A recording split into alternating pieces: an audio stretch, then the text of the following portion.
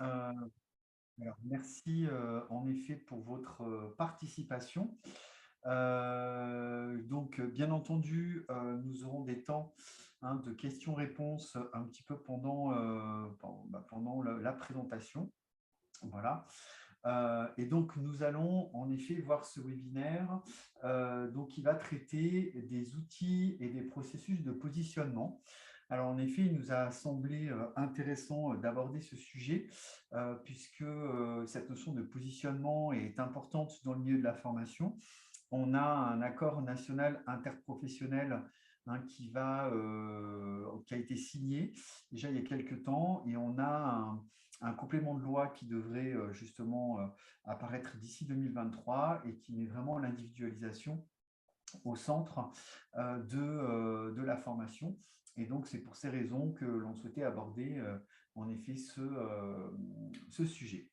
Alors, donc je vous propose d'aborder ce sujet dans un premier temps où on va définir ce que c'est qu'un positionnement, parce qu'en effet, c'est jamais évident de comprendre vraiment cette notion-là, puisqu'il y en a beaucoup qui font l'amalgame entre le positionnement et le test de niveau.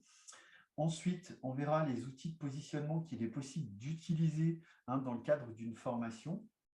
On verra ensuite la méthodologie de construction d'un outil de positionnement, les pratiques possibles en fonction des différents contextes et comment vous pouvez analyser les résultats d'un outil de positionnement. Alors, avant en effet de rentrer dans le vif du sujet, je vous propose déjà de faire une présentation d'e-formation.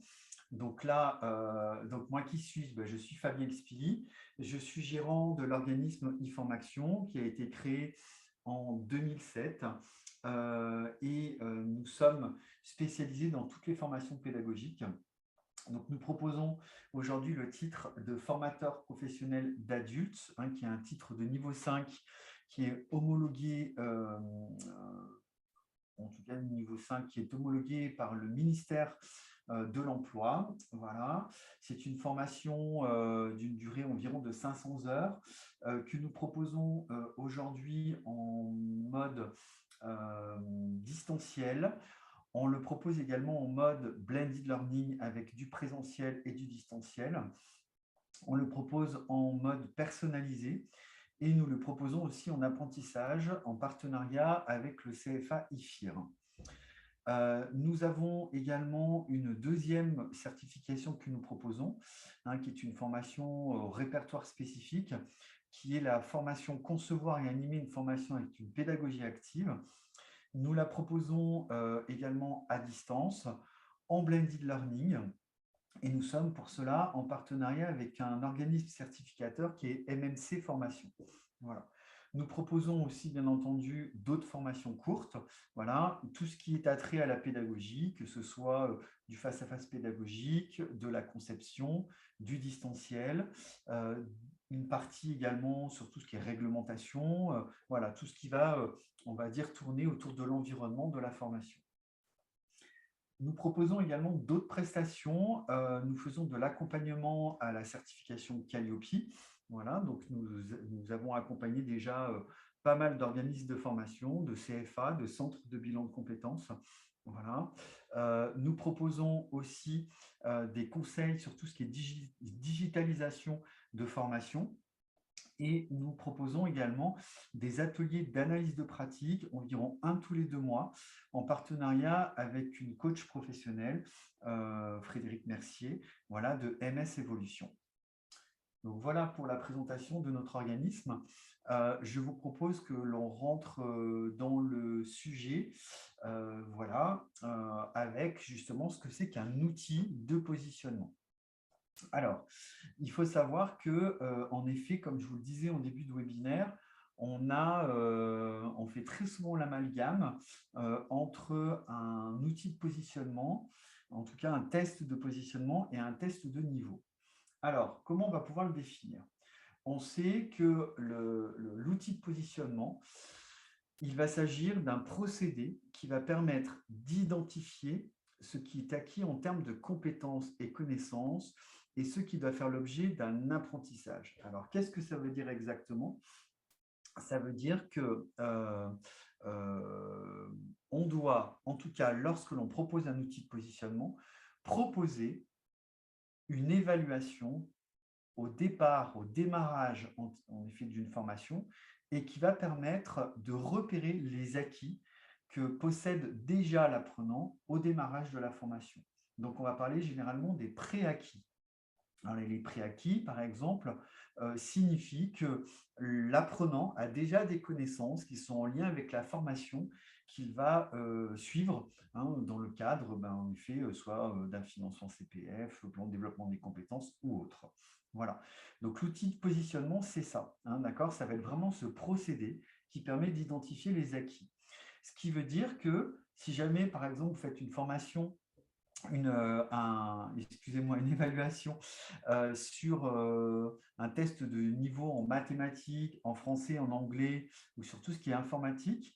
Si justement ce test n'a rien à voir avec le contenu de la formation, voilà, et ben, ce n'est pas considéré comme un outil de positionnement, mais plus comme un test de niveau.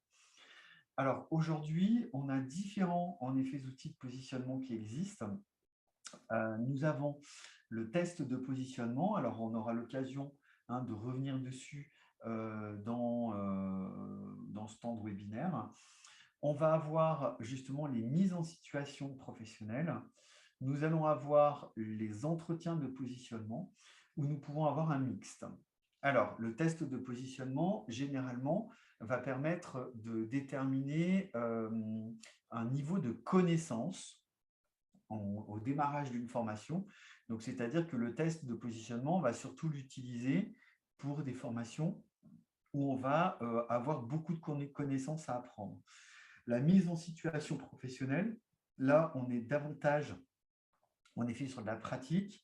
On va surtout l'utiliser, par exemple, quand l'évaluation finale va porter sur, par exemple, l'animation d'une formation ou l'animation, par exemple, d'un entretien de management, par exemple, et qui va, du coup, être évalué au départ par un outil de positionnement de type mise en situation professionnelle. Vous allez pouvoir aussi avoir ce qu'on appelle des entretiens de positionnement qui permet d'évaluer le niveau également au départ. Donc là, c'est un échange avec soit un formateur référent, soit avec un coordinateur pédagogique, soit avec un responsable pédagogique, par exemple, et qui va permettre d'identifier le niveau au départ. Soit l'outil de positionnement, ça peut être aussi un mixte avec un test de positionnement et un entretien, une mise en situation et un entretien, ou éventuellement un test et une mise en situation professionnelle. Donc, il y a plusieurs possibilités justement par rapport à ces outils de positionnement. Alors, ce qu'il faut retenir en effet de cette diapositive, c'est que votre outil de positionnement va vraiment permettre d'évaluer les connaissances et les compétences qui doivent être acquis justement à la fin de la formation, voilà, pour voir en effet ce que l'apprenant connaît déjà et ce qui doit faire l'objet d'un apprentissage. Ensuite, alors ce que n'est pas un outil de positionnement, en effet, c'est aussi intéressant d'arriver à bien l'identifier. Donc en fait, un outil de positionnement n'est pas un procédé qui permet d'identifier le niveau avant l'entrée en formation et qui permet de déterminer les prérequis. Alors, je vous ai parlé tout à l'heure de préacquis. Donc, les préacquis, ça va être en effet des connaissances que l'on a déjà et qui sont en lien avec la formation, alors que les prérequis, ce sont les informations, en tout cas les informations qu'on va pouvoir avoir en tant qu'organisme de formation, qui vont nous permettre de voir si la personne elle a le niveau pour entrer en formation. Voilà. Ce qui veut dire que un test, par exemple, qui permet d'évaluer les prérequis, c'est un test de niveau qui va se faire lorsque l'on va réfléchir éventuellement à accepter une personne en formation, alors que l'outil de positionnement, généralement, il va être réalisé quand on a déjà accepté la formation, voilà, dans le cadre d'une formation voilà, que propose votre organisme, et du coup, va se faire après le test, éventuellement le test de niveau. Alors, par exemple, un ce que n'est pas un outil de positionnement, par exemple un test de niveau pour être accepté en formation. Alors, comme je vous ai expliqué tout à l'heure, imaginez vous voulez faire une formation ou un BTS, par exemple, et si jamais on vous fait faire un test de maths, français, anglais, eh bien, c'est un test de niveau qui va permettre de voir si on peut être accepté dans le cadre de la formation. Voilà, ce n'est pas un test qui va porter sur le contenu de la formation. Et voilà, le positionnement n'est pas un entretien de recrutement, hein, idem, qui va permettre de déterminer la motivation de l'apprenant. Hein, la motivation de l'apprenant ne va pas permettre, en effet, d'avoir un positionnement qui soit réellement fiable par rapport à cette situation-là. Alors, ce que dit le guide de lecture. Alors, en effet, c'est intéressant de faire une approche également par rapport à la certification Calliope, hein, puisque du coup, Calliope est vraiment une certification qui est obligatoire pour les organismes de formation. Et justement, cette notion de positionnement doit être pris en compte lorsque l'on veut en effet avoir sa certification Calliope et lorsque l'on souhaite du coup utiliser les fonds publics. Alors, il faut savoir que le guide de lecture donc, nous dit dans l'indicateur 8 et le critère 2 que le prestataire, voilà, donc c'est le prestataire de formation, hein, bien entendu, doit déterminer les procédures de positionnement et d'évaluation des acquis à l'entrée de la prestation. Donc, ce qui est intéressant aussi de voir ici, c'est le niveau, en effet, qui est attendu. Donc, on attend du prestataire de formation qu'il soit capable de démontrer la mise en œuvre des procédures de positionnement et d'évaluation des acquis de la prestation adaptée au public et aux modalités de formation. Alors, ça veut dire quoi? Ça veut dire qu'en tant qu'organisme de formation, vous devez être en mesure de déjà de mettre en place des procédures de positionnement. Donc, ça peut être une procédure globale ou ça peut être plusieurs procédures de positionnement en fonction des formations que vous allez proposer. Voilà. Et il faut démontrer que la procédure est mise en œuvre. Voilà. Donc, ce qui veut dire qu'on va attendre de vous différents éléments de preuve. Alors là, vous avez une liste qui n'est pas exhaustive, puisque c'est des exemples, en effet, d'éléments de preuve qui ne sont pas obligatoirement tous à utiliser. Mais en tout cas, comme preuve, vous pouvez utiliser en effet un diagnostic préalable, par exemple, que vous effectuez pour identifier le niveau, comme par exemple une grille d'entretien. Ça peut être une évaluation des acquis à l'entrée, donc de type quiz, questions à choix multiples, exercices, mise en situation, ou éventuellement un test de niveau. Tout ce qui est outil de mesure des écarts en termes de compétences à acquérir ou à faire valider, voilà, par exemple dans le cadre d'une mise en situation professionnelle. Donc là, vous voyez, c'est vraiment les éléments de preuve qui vont permettre de démontrer, en tout cas à votre auditeur, comment vous mettez en place, est-ce que vous mettez en place comme outil de positionnement. Voilà. Mais on voit également, en effet ici, qu'il faut une procédure de positionnement et ou des conditions d'accès. Voilà, donc ça, c'est vraiment un paramètre justement important à prendre en compte et qui va permettre en effet de déterminer comment vous allez pouvoir procéder. Il faut savoir que s'il n'y a pas de prérequis, cette information doit être communiquée également, bien entendu. Alors, c'est généralement communiqué dans la fiche programme. Dans le cas où, par exemple, vous n'êtes pas responsable de la détermination des procédures de positionnement, voilà, donc par exemple, si vous êtes dans le cadre d'une sous-traitance, si vous travaillez comme sous-traitant pour un organisme de formation, eh bien, vous devez démontrer en effet que comment vous faites et comment vous adaptez justement le positionnement par rapport justement à ce client-là. Et il faut savoir que le positionnement peut se limiter à la prise en compte des diplômes, certificats ou titres exigés ou expériences si vous justifiez de leur adaptation. Alors là, je m'explique.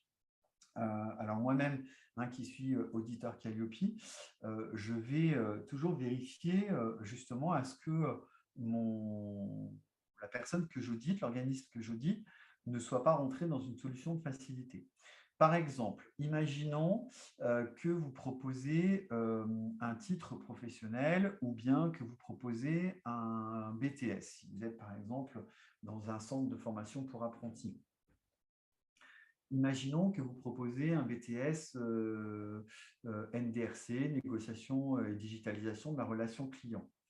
Je vais faire attention justement à bien voir le positionnement. C'est-à-dire que pour moi, il faudra par exemple qu'il y ait une évaluation qui permette d'évaluer les acquis de l'apprenant sur tout ce qui est négociation client, sur tout ce qui est fidélisation de clientèle, sur tout ce qui est, par exemple,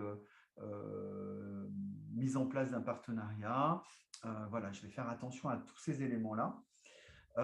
Et puis, je vais vérifier justement que l'organisme de formation ne se contente pas de choisir un positionnement, justement, qui soit simplement le niveau d'études. Voilà. Hein, par exemple, un bac ou un BTS. Parce que pour moi, on serait plus sur un prérequis et on ne serait pas forcément sur un préacquis. Voilà. Par contre, je pourrais tout à fait accepter un diplôme qui est utilisé, par exemple, si je dois accepter, par exemple, des personnes en master 2, voilà, par exemple, sur un master ou un master 1 en psychologie, et que voilà, le diplôme de la licence en psychologie me permet, en effet, par exemple, de voir que l'apprenant, il a déjà des préacquis, puisqu'il a déjà des connaissances qu'il a vues dans le cadre de la licence. Donc là, par exemple, le diplôme, pour moi, sera largement suffisant. Donc, vous voyez, en fait, l'auditeur va bien vérifier, en effet, que vous ayez utilisé le bon élément de preuve pour pouvoir valider justement le positionnement. Alors, bien faire attention également que par rapport à ce positionnement-là, une non-conformité dans l'échantillon, bien entendu, qui est audité, que ce soit au niveau de l'audit initial ou de l'audit de surveillance, il y a en effet, on considère qu'il y a une non-conformité mineure si le dispositif existant, le dispositif est existant, mais il n'est pas utilisé. Donc, c'est-à-dire que, par exemple, si jamais vous avez mis en place une procédure et que vous ne respectez pas les étapes de cette procédure, eh bien, du coup, vous pouvez avoir une non-conformité mineure. Si vous n'avez rien mis en place au niveau justement du positionnement, vous êtes sur une non-conformité majeure. Meryl, est-ce qu'il y a des questions éventuellement à ce stade? Eh bien, non, pas de questions pour l'instant. Pas de questions pour le moment, très bien. Eh bien, écoutez, du coup, on va continuer. N'hésitez pas, bien entendu, à poser vos questions par le biais du chat. Si jamais vous avez besoin, voilà, vous avez un petit onglet de discussion, donc n'hésitez pas à poser vos questions si vous avez besoin d'informations complémentaires. Alors, au niveau maintenant des outils de positionnement possibles. Donc, comme je vous l'ai expliqué, en effet, vous avez vu qu'on avait différents outils possibles que l'on va adapter généralement à la finalité de la formation. Alors, je m'explique. Je vous ai dit tout à l'heure que vous pouviez utiliser un test de connaissance. Par exemple, dans le cadre d'une formation où on doit avoir un certain nombre de choses à apprendre. Ce qui veut dire que, par exemple, vous voyez, le test de connaissance, il va être intéressant de l'utiliser si jamais, par exemple, vous évaluez un test de niveau d'anglais d'un candidat qui souhaite passer le TOEIC. Voilà, on sait que, par exemple, pour avoir le TOEIC, on a besoin d'avoir un niveau B2 en anglais. Eh bien, on va décider de faire un test de connaissance au démarrage, voilà, pour identifier si notre candidat il a un niveau A1, A2, B1, et pouvoir du coup adapter bien entendu, après la suite de la formation. Ça va marcher éventuellement, par exemple, vous voyez, si jamais vous proposez une formation un petit peu en droit, voilà, et ben ça peut être intéressant de voir le niveau de connaissance justement d'un apprenant, puisqu'on sait que là, il y a en effet une finalité en effet de formation avec une évaluation qui va certainement porter sur un niveau de connaissance. Vous avez la possibilité de proposer également des exercices. Alors, les exercices, voilà, donc il s'agit généralement d'une mise en situation, mais une mise en situation qui est plutôt réduite, qui va nous permettre d'évaluer éventuellement déjà un savoir-faire, pas forcément que le savoir. Par exemple, si vous proposez des formations en vente, eh bien, vous pourrez proposer un exercice sur du marchandisage. Donc, le marchandisage, par exemple, qui va être l'implantation d'un rayon, par exemple, au magasin, eh bien, on va vérifier voilà, si l'apprenant il maîtrise le marchandisage de séduction, de gestion et d'organisation, par exemple, et qui permettra en effet derrière d'évaluer son niveau de connaissance, mais aussi déjà l'acquisition qu'il pourra avoir en termes de compétences par rapport au marchandisage. Nous pourrons bien entendu aussi avoir des applications. Donc là, les applications sont généralement très en lien avec des mises en situation où vous pourrez, par exemple, là, proposer une application sur l'implantation d'un rayon où, ben, par exemple, vous allez leur demander d'implanter un rayon, c'est-à-dire de placer un nombre de produits au niveau des mains, au niveau des sols, au niveau des yeux, par exemple, soit à gauche, soit à droite, soit au milieu, et qui permettra après, derrière, ben, du coup, de vérifier vraiment les compétences que l'apprenant a développées. On va déjà développer dans le cadre d'autres parcours de formation. Alors, voici un exemple, du coup, un extrait de mise en situation que nous, on propose dans le cadre de notre outil de positionnement pour notre titre de formateur professionnel d'adulte.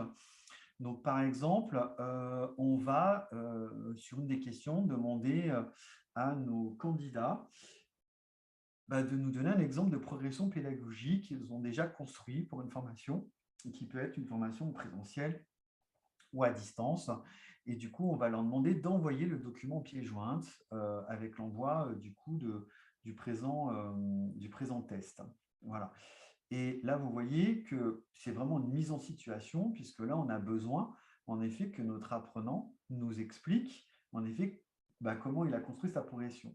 Et du coup, nous, lorsque l'on va recevoir son support, on va vérifier déjà si l'apprenant il est à même de pouvoir construire une progression pédagogique dans les règles de l'art.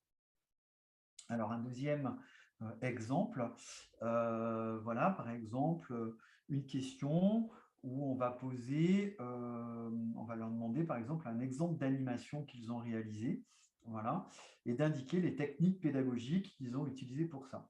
Donc là, on va leur demander, voilà, nous, on va attendre un certain nombre de réponses.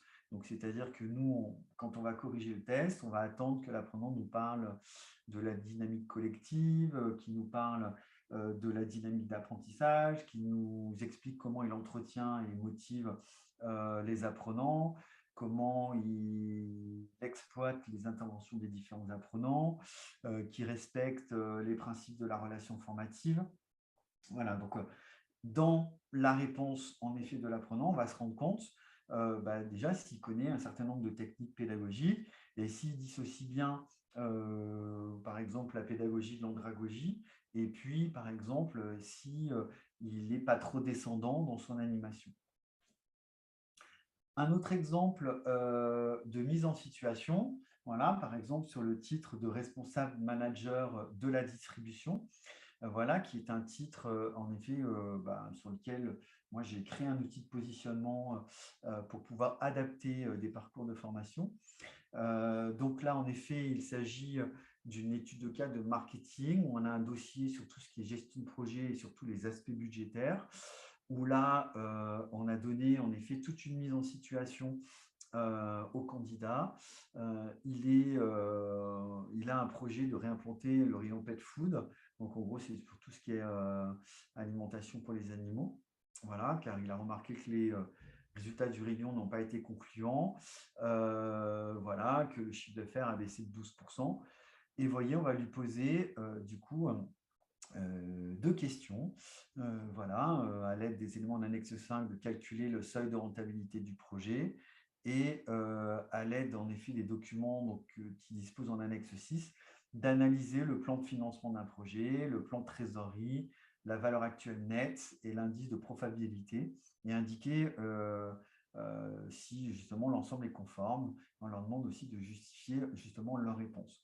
Donc, vous voyez que là, on est vraiment réellement dans une mise en situation et qui va se différencier, vous voyez, d'un test de connaissance que l'on va avoir au départ ou un simple exercice qui est généralement assez rapide.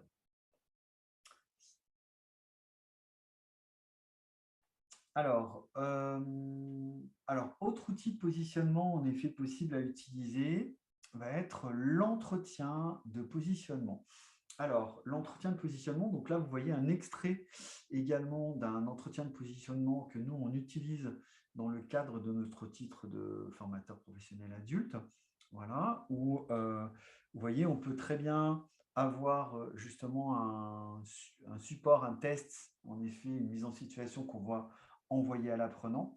Voilà, où on peut aussi décider, c'est très souvent le cas, par exemple pour des formations qui vont entrer dans le cadre d'un projet de transition professionnelle, voilà, où on va évaluer aussi leurs connaissances. Donc, vous voyez que là, par exemple, vous avez, alors là, c'est l'ancien millésime, l'ancien référentiel, vous avez le CCP1, vous avez les compétences qui sont ici, et puis, vous voyez, sur la progression pédagogique d'une action de formation à partir d'une demande, je vais poser des questions du coup au candidat. Je vais lui dire, est-ce que vous faites la différence, par exemple, entre une progression pédagogique et un scénario?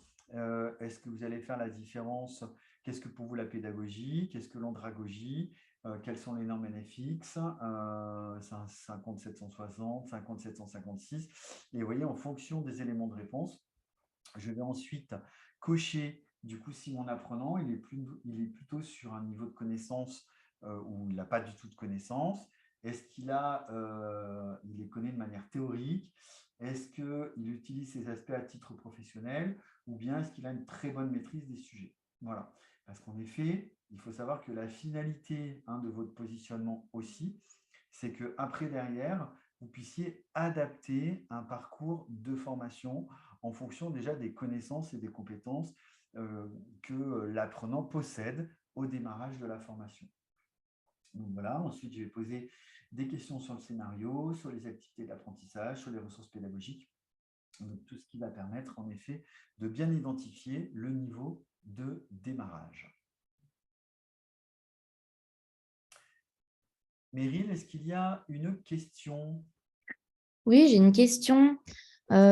Alors, est-ce que le test de positionnement doit être conservé pendant plusieurs années après la formation de l'apprenant dans le cadre d'un potentiel contrôle Calliope?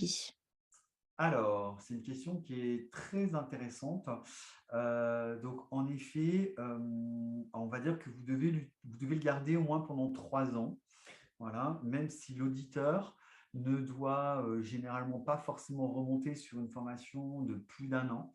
Voilà. On vous conseille en effet de le garder, puisque si jamais il y a un contrôle d'audit qui est effectué par l'organisme certificateur, il peut en effet demander à avoir les pièces justificatives qui permettent de voir que l'organisme certificateur, en tout cas, a bien fait son travail d'audit. Voilà. Donc, moi, le conseil que je peux donner, c'est de le garder à peu près de garder à peu près l'épreuve pendant 3 ans. Voilà. Comme ça, l'organisme de formation est sûr de pouvoir répondre à tout type de questions. Est-ce qu'il y a d'autres questions? Eh bien non, il n'y a pas d'autres questions pour Pas l'instant. d'autres questions. OK. Eh bien, écoutez, je vous propose du coup qu'on continue. On est dans les temps, c'est parfait. Alors, au niveau maintenant de la méthodologie de construction d'un outil de positionnement. Alors, donc il faut savoir que, en effet, lorsque vous allez construire un outil de positionnement, vous allez devoir respecter un certain nombre de règles. Donc, c'est-à-dire que vous allez devoir partir, on va dire, sur un certain nombre de normes. Donc, ce qui veut dire que l'outil de positionnement que vous allez construire au démarrage doit vous permettre, en effet, de couvrir un référentiel. Donc, déjà, la première chose, lorsque vous allez construire votre outil de positionnement, vous allez partir sur un référentiel où vous allez éventuellement partir sur un cahier des charges, si jamais, par exemple, on est sur une formation courte, ou bien sur une fiche programme, si jamais on est vraiment sur une formation qui est très courte. En tout cas, vous devez toujours partir sur une norme, hein. Ça, c'est un point important. Donc, en effet, votre norme va surtout dépendre, hein, du contexte du positionnement, bien entendu, s'il s'agit d'une certification, s'il s'agit d'une formation qui est simplement qualifiante, si c'est une formation qui est très en lien avec un emploi, par exemple. Lorsque vous avez en effet travaillé sur ce référentiel, il va être nécessaire d'en extraire la liste en effet des compétences à évaluer. Donc, ce qui veut dire que pour chaque compétence, vous allez faire attention à lister les connaissances, les méthodes et les pratiques. Alors, pourquoi? Parce que votre outil de positionnement doit vous permettre de couvrir l'ensemble des compétences qui sont développées dans le cadre de votre formation.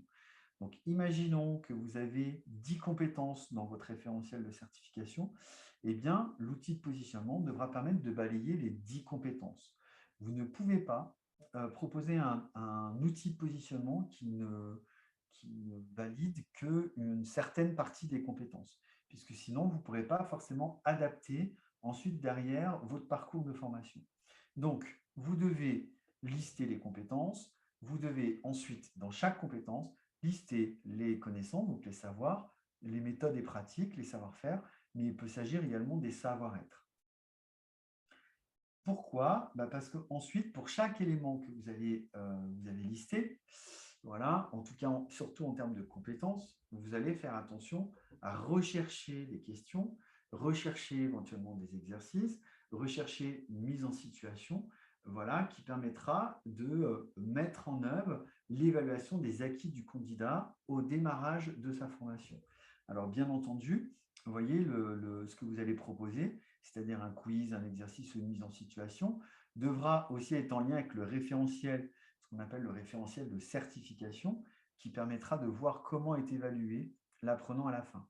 Donc, par exemple, si jamais vous savez que l'évaluation finale, c'est un oral, et ben vous allez peut-être proposer un test de positionnement ou une mise en situation en termes de positionnement qui permettra d'évaluer aussi un peu l'oral du candidat.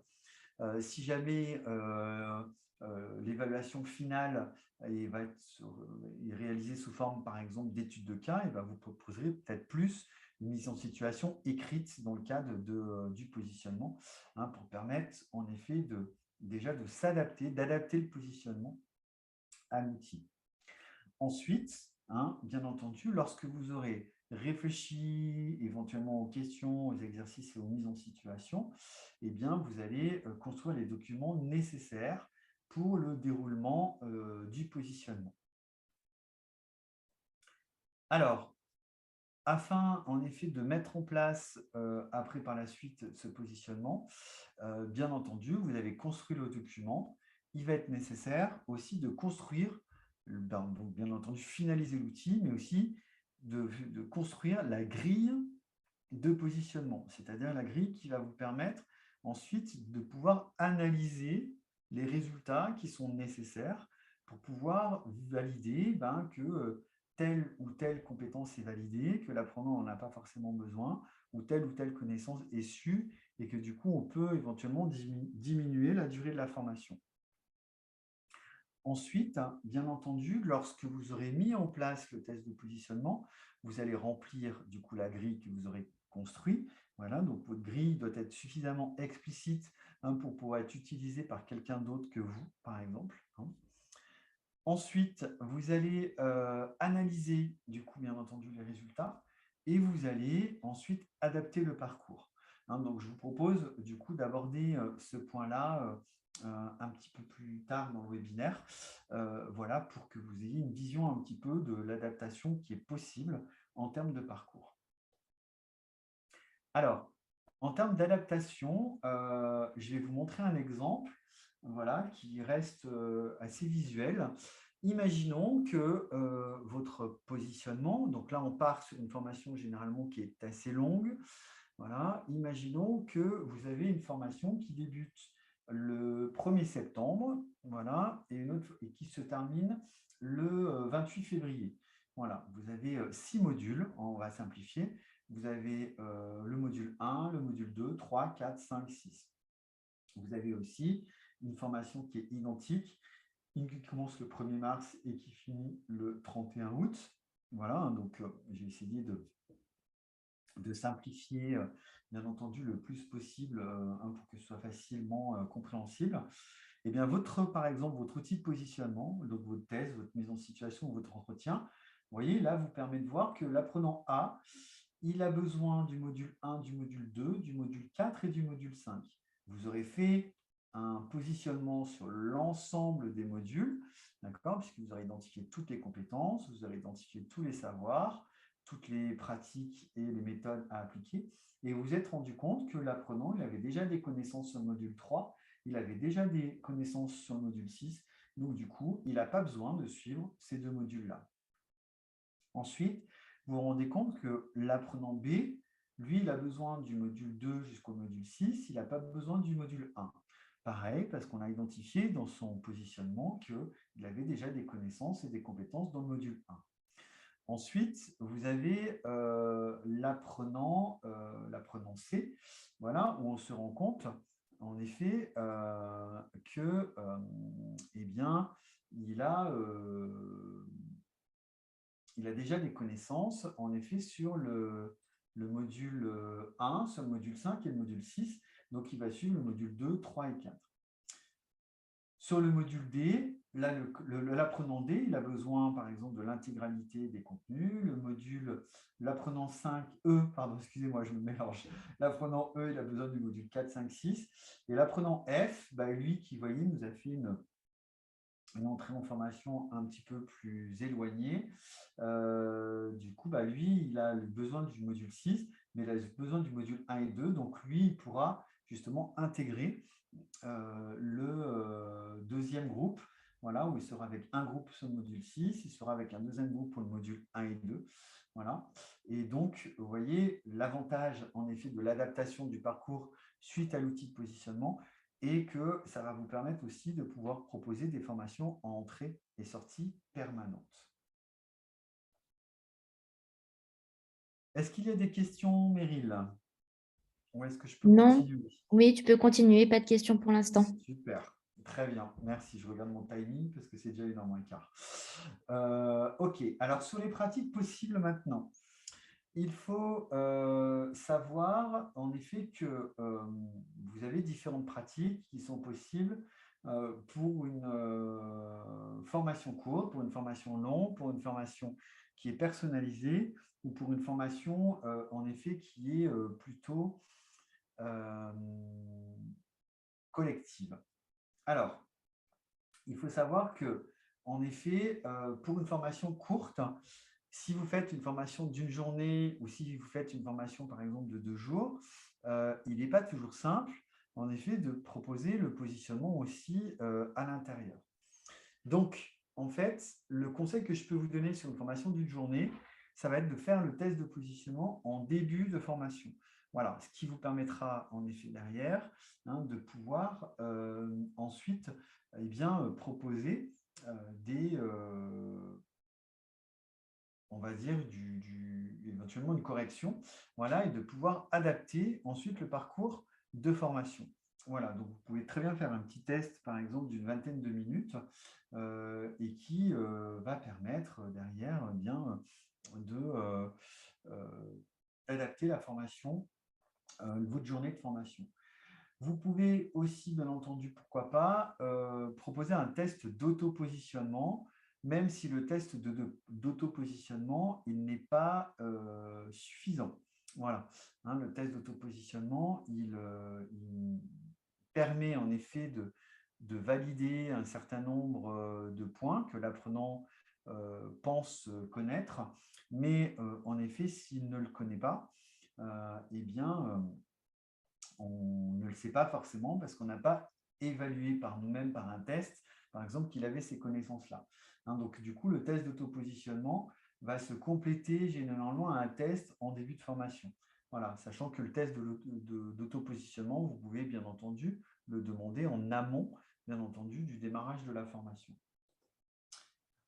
Vous pouvez aussi demander un quiz, voilà, pour une formation courte, si vos objectifs de formation ne sont pas trop en lien avec une mise en situation. Voilà. Hein, ou en tout cas, faites attention à bien formuler les questions pour qu'elles permettent à l'apprenant de réfléchir justement sur telle ou telle situation. Pour une formation un petit peu plus longue maintenant, alors vous avez différentes possibilités. Voilà. Alors, sachant que, vous voyez, par exemple, pour une formation en management, donc imaginons que vous avez un apprenant qui propose une formation, pas un apprenant, mais un organisme de formation qui propose une formation en management, voilà, sur un titre professionnel, par exemple, de responsable de petite structure. Eh bien, un exemple de positionnement, ça pourrait être une simulation d'entretien. Voilà. Sur de la vente, par exemple, voilà, où la vente, on sait qu'on a souvent un relationnel client qui est important, on pourra proposer une simulation de réclamation client comme positionnement. Si jamais, par exemple, on est sur un titre de plomberie, eh bien, ça pourrait être une mise en situation sur la réparation d'une panne, par exemple, d'une fuite d'un évier, par exemple.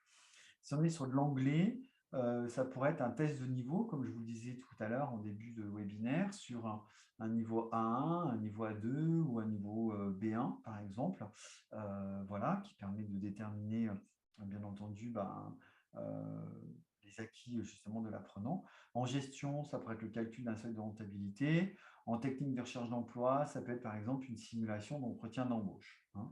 Voilà. Donc, bien entendu, tout est possible.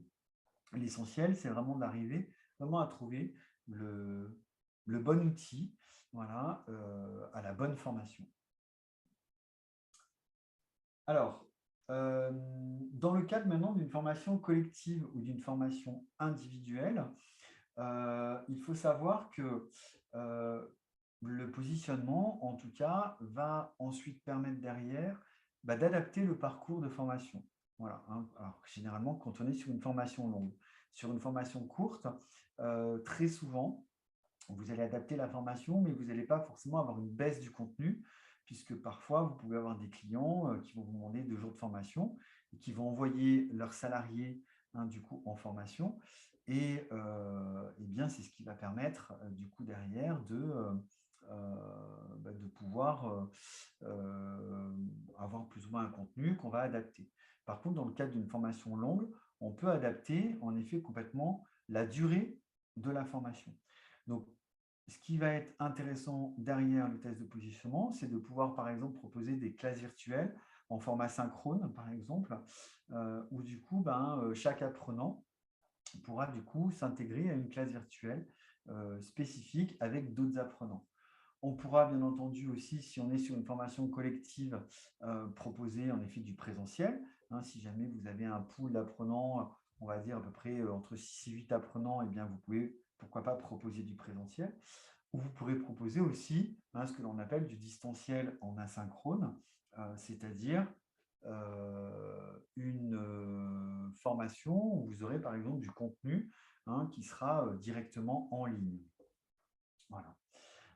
Il faut savoir que, bien entendu, toutes ces modalités d'organisation, ces modalités pédagogiques peuvent se lier les unes avec les autres, où vous pouvez très bien intégrer une personne en individuel dans un groupe en collectif, ce qui permettra en effet derrière de pouvoir déclencher, on va dire, une dynamique de groupe spécifique. Alors, ensuite, au niveau de l'analyse des résultats. Alors, ce dernier point, en effet, est aussi un paramètre important à prendre en compte.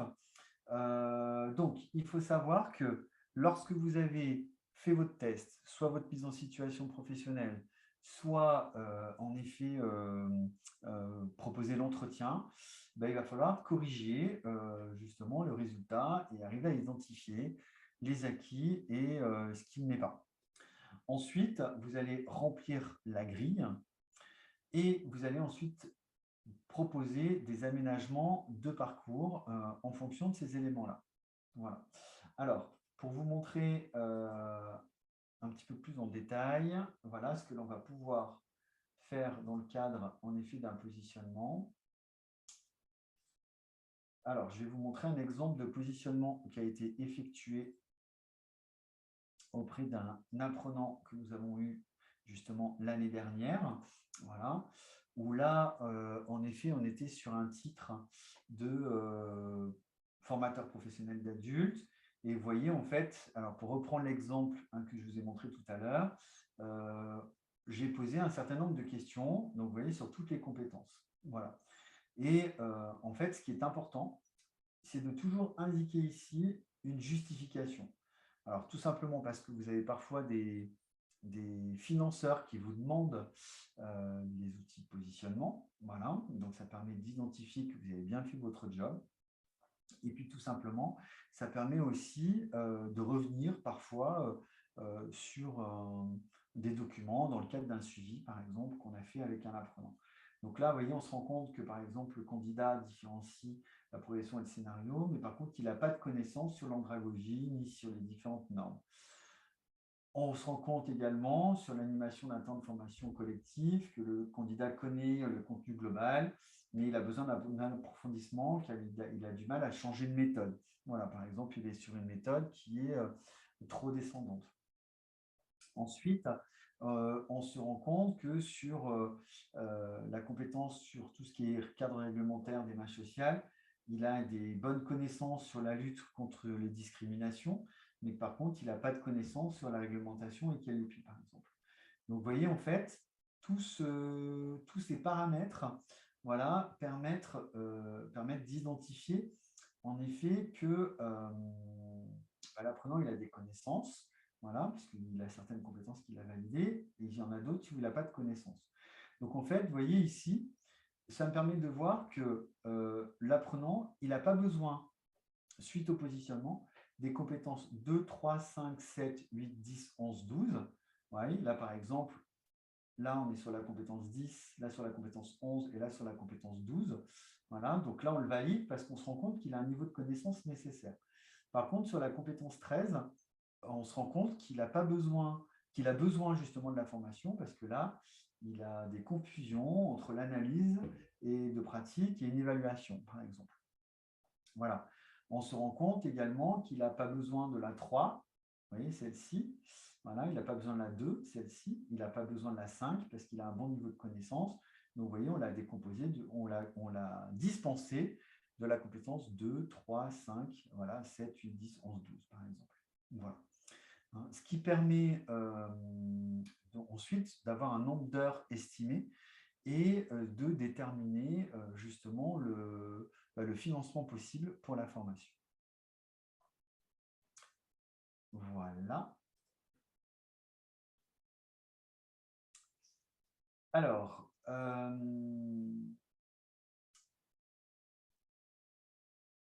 donc,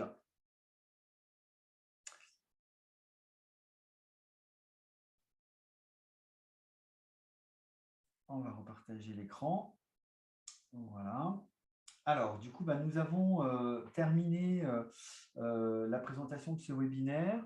Est-ce que vous avez éventuellement des questions qui restent en suspens?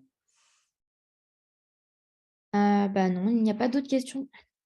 Bon, eh bien, écoute, c'est qu'on a été clair alors, hein, j'imagine.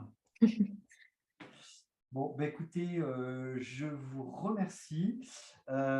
Écoutez, n'hésitez pas justement à revenir vers nous si vous avez d'autres questions. Hein. Ce webinaire est enregistré et du coup, il sera disponible sur notre plateforme, sur notre YouTube. Voilà, donc vous pourrez le revisionner à souhait si jamais vous avez des questions qui viennent après coup, après l'enregistrement. Merci à tous et passez une bonne fin de journée. Au Merci revoir. beaucoup, au revoir. Merci, au revoir.